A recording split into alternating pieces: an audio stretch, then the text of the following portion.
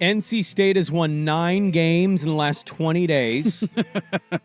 They were 30-1 to win the South region prior to the start of the tournament, and they are plus 20,000 to win the whole thing at the start of the tournament. Yeah. All elimination games. They set the record for the most losses ever by a Final Four team with 14. They were 4-10 in ACC play. Do you remember how they even got to the ACC championship game?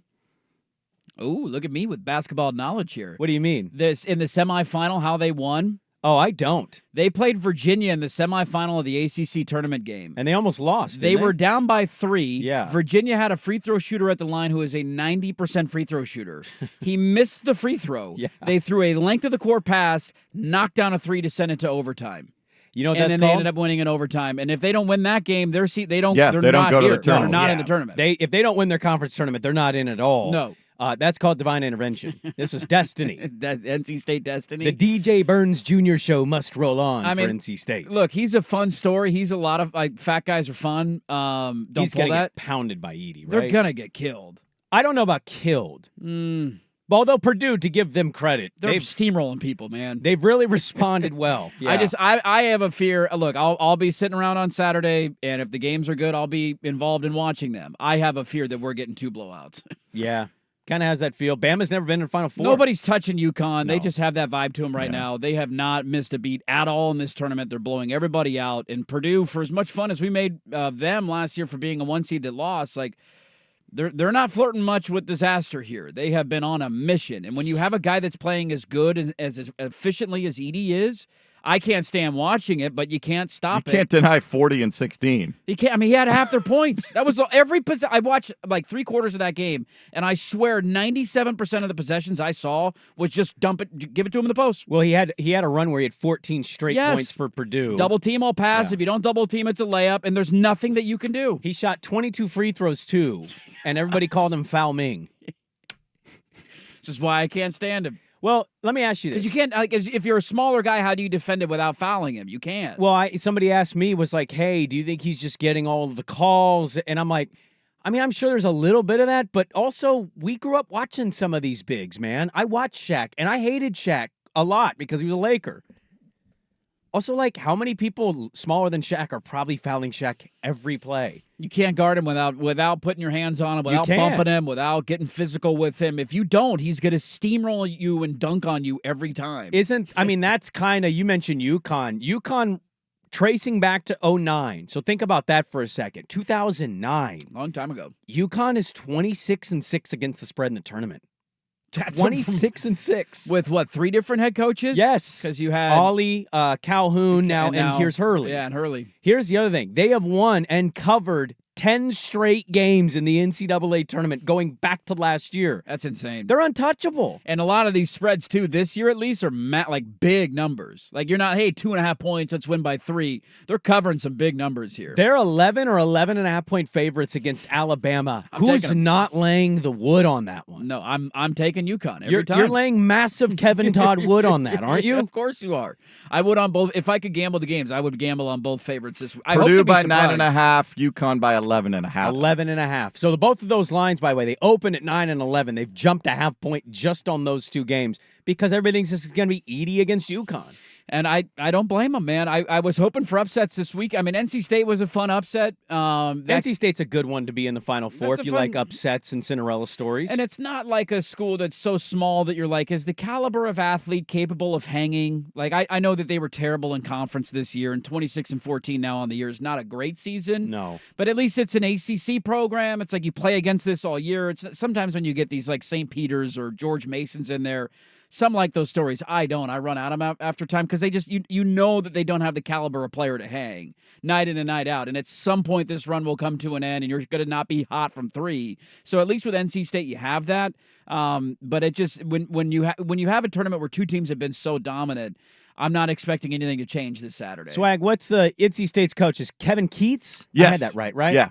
Kevin Keats, after NC State won their Sweet 16 game, they were going off the court, and they saw Carolina getting ready to play Bama, and Kevin Keats walked past North Carolina's players and turned and said, ACC, mother effers! And then they lost to Bama. So North Carolina couldn't hold up their end of the bargain. I'm going to the USC-UConn game tonight, the women's game. That's right. At the Moda. Hopefully the three-point line has been fixed. I doubt it. Good They Lord. are working on it. No, They it started has to be. repainting it last night. You after have the to game. have that done before the game tonight. So, yeah, I want to know, because these courts are provided by the NCAA. Yes. So I'm curious whose responsibility it actually is. Unfortunately, part of me is like, why does this crap always happen in Portland? No, this is the NCAA's fault, not Portland. But yeah, this is the NCAA that has these generic courts, and then they ship them, they truck them to wherever. They got them warehoused, 10 or 12 or 15 of them all over the country, and then they truck them to wherever the sites are. If Joanna Gaines was there, she would have been like, Chip, shiplap, rip it up. I'm like, okay.